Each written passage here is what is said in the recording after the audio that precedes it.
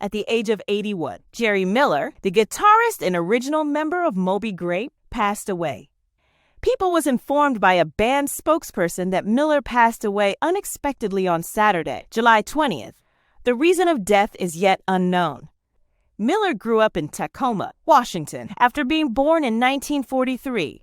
He started playing in the Pacific Northwest bar band scene when he was a teenager, the same one that Jimi Hendrix eventually established himself in. According to the late guitarist, Hendrix was good, but you didn't conceive of him as the one who would redefine the electric guitar. This was said in a 2021 interview with the Seattle Times. Back then, the most common complaint was that he played music at an excessive volume. Similar to me, I guess. In addition, Miller was a member of the Frantics, a Seattle rock group, and went on tour with Bobby Fuller, a Texas rock musician. In addition, he contributed to an early version of Fuller's iconic 1966 song, I Fought the Law. The Frantics moved to San Francisco, where bands like Jefferson Airplane and the Grateful Dead were making waves, just before they broke up. In 1966, Miller, Bob Mosley, and Don Stevenson, three of the original members of the Frantics, joined the newly formed Moby Grape, which also included guitarist Peter Lewis and former Airplane member Skip Spence. They became well known at the time in the Bay Area's psychedelic rock scene. Miller played lead guitar and backing vocals in the band. The group's self-titled debut album was released by Columbia Records in 1967.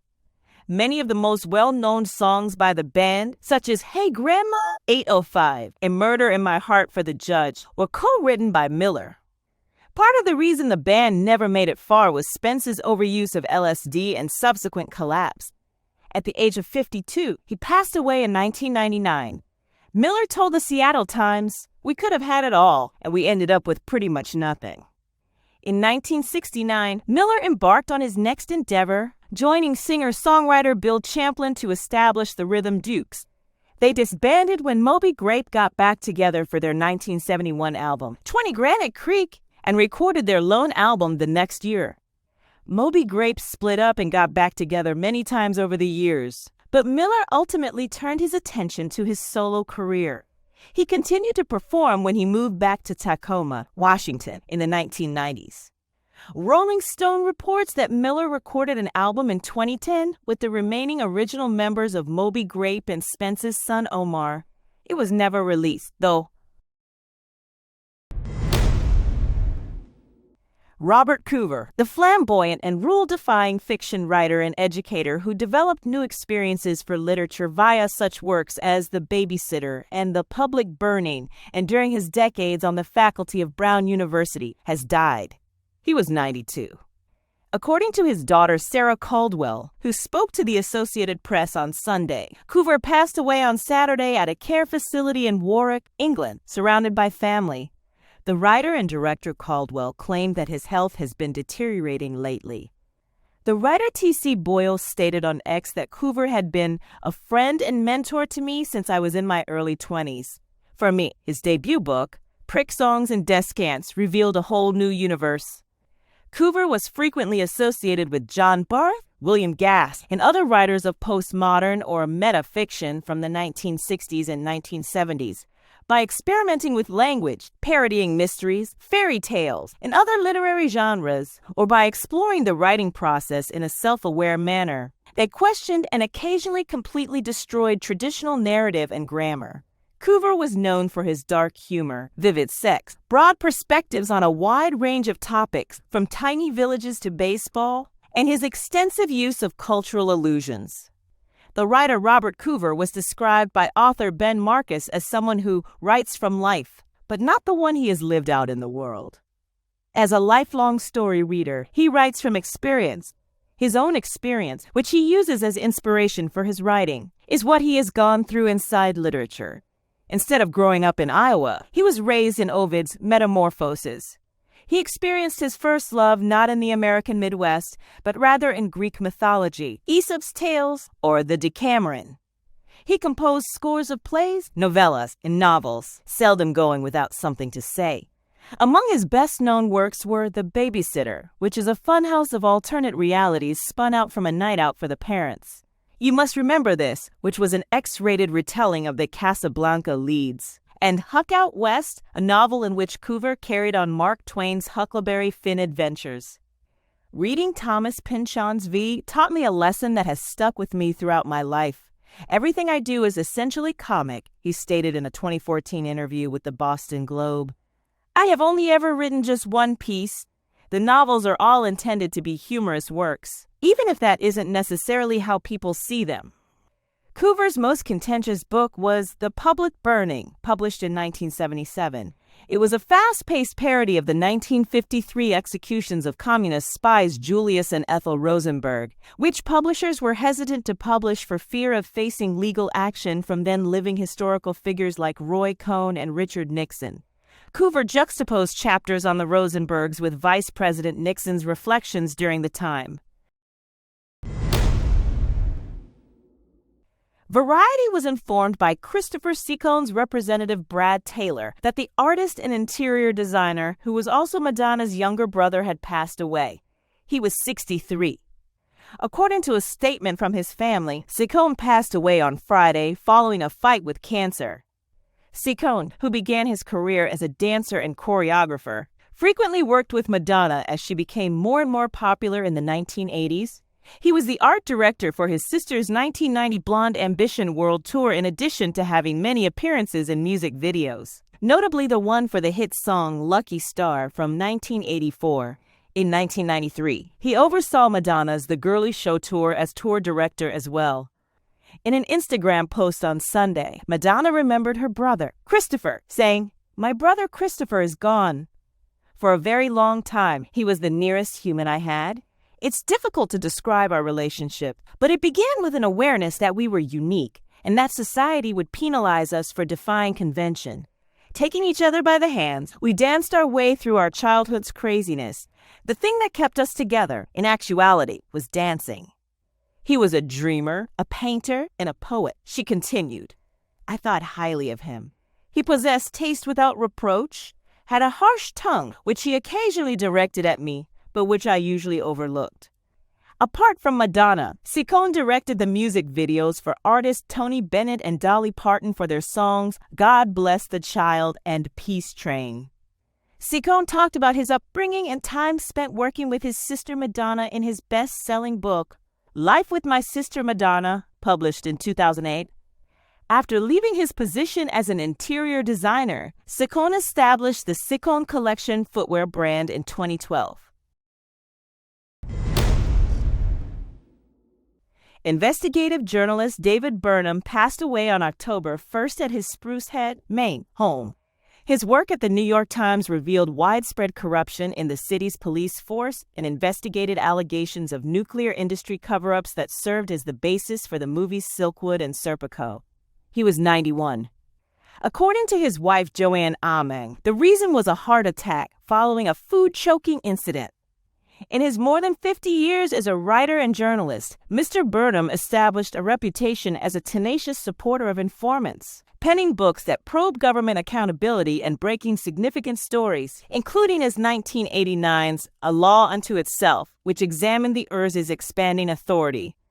Journalist David Shribman replied in an email that he enjoyed taking a sledgehammer to certainty, remembering when the two of them worked together at the New York Times Washington office in the 1980s.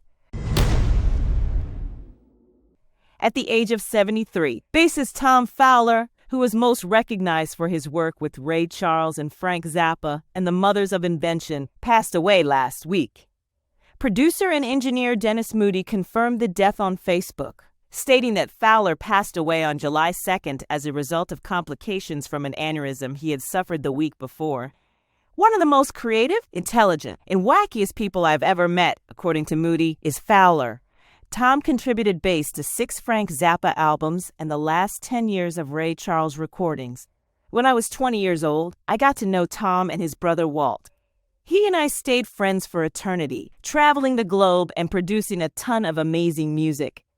In a Facebook post, Arthur Barrow, who played bass for Frank Zappa in the late 1970s and early 1980s, expressed his sorrow at Fowler's passing. Barrow wrote, "To me, he was a hero. When I heard Echidnas for the first time, I nearly passed out when he played the massive 5/16 bass lick. It never occurred to me that a clumsy bass could achieve that. I became inspired to get a bass and start practicing by him. We've been friends since around 1976. I'm really missing you, old friend. Rip.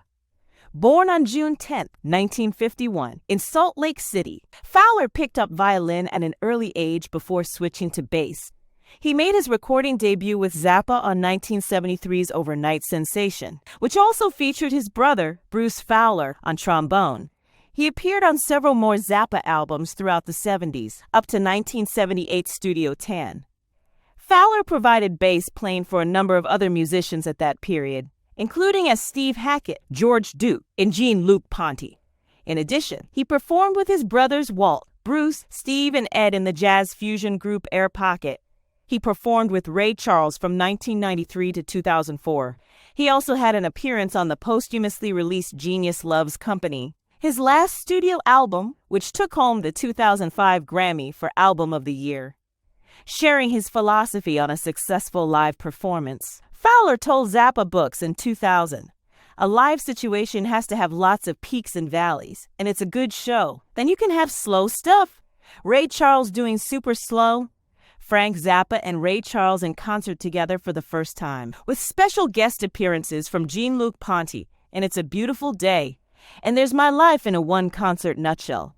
Fowler Brothers as the opening act. Then we all go to my restaurant and eat something." Ella Mitchell was a remarkable woman known for her contributions to music and entertainment. She sang with Reverend James Cleveland, portrayed the character Eveline in The Wiz, and starred in a comedy film alongside Martin Lawrence. Anthony Heilbut and Eric Morris Clark shared the news of her passing with the Journal of Gospel Music. Mitchell was born in Ahoskie, North Carolina, but her family moved to New York when she was still an infant. She started singing with her family group, the Mitchellaires, and later formed a gospel trio with Kitty Parham and Professor Charles Taylor. As their group gained popularity and received invitations to perform around New York, Mitchell's mother named them the Gospel All-Stars. "We were one of the first gospel groups to perform at the Apollo Theater with Charles Taylor," Mitchell said in an interview. After Taylor and Parham left the group, Mitchell added new members, Dorothy Cruikshank and Rose Hines. The Gospel All-Stars were so popular that both Alex Bradford and James Cleveland approached them to be their background singers. At the time, Cleveland was directing the choir at Faith Temple Kojic, led by Bishop of the Childs. Cleveland was impressed by their talent and said, "Ella, you all don't need to go with Bradford. You don't need to go with anybody. You all are dynamite on your own." Taking Cleveland's advice, the group decided to work with him and went on to record several singles, including Meeting Tonight, as well as an album.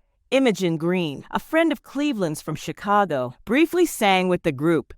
In later years, other members of the Gospel All-Stars included Dorothy Lavin, Dolores Haynes, and Reginald Bryant. Miss Mitchell was also a talented actress. She played the role of Eveline in The Wiz during its run in California and later reprised the role in the show's Broadway revival. She appeared in the 2000 film Big Mama's House, starring Martin Lawrence and Nia Long. Additionally, she worked with the Alvin Ailey American Dance Theater for over 30 years. We offer our condolences to the family, friends, and numerous fans of Ella Mitchell. Mark Germino, 73, a critically recognized Nashville folk pop singer, passed away on Wednesday, July 3rd. Throughout his career, Germino released 6 albums and rose to fame as a nightclub singer in Nashville. Although he never created a hit song, his melodies were covered by such Hall of Fame musicians as Loretta Lynn, Johnny Cash, Vince Gill, and Emmylou Harris. He was the first musician from Nashville to release an album on cassette, vinyl, and compact disc in 1986. During the Vietnam War, North Carolina native Mark Germino was a member of the Navy. He heard Johnny Cash on the radio while he was in the military, which gave him the idea to create poems. As he recovered emotionally from his wartime experiences, writing turned became his therapy. Publishers told him his poetry read like song lyrics when he contacted them. His home state's friends concurred and pushed him to go to Nashville. When he moved to Music City in 1974, he started playing the guitar. As he attempted to get traction on Music Row, he worked as a courier and truck driver. In 1976, he started playing live and soon became well known among other songwriters. In 1977, Germino's Lean on Jesus was released as a single by Paul Kraft. In 1981, John Scott Sherrill brought Germino to Combine Music, his publisher. Loretta Lynn's version of Germino's Breakin' It made it into the country top 42 years later. Johnny Cash and Kathy Mattia recorded the song God Ain't No Stained Glass Window by the lyricist in 1986. In his live performances, Steve Earle covered Germino's songs Hardware and Rock and Roll at the Uzo.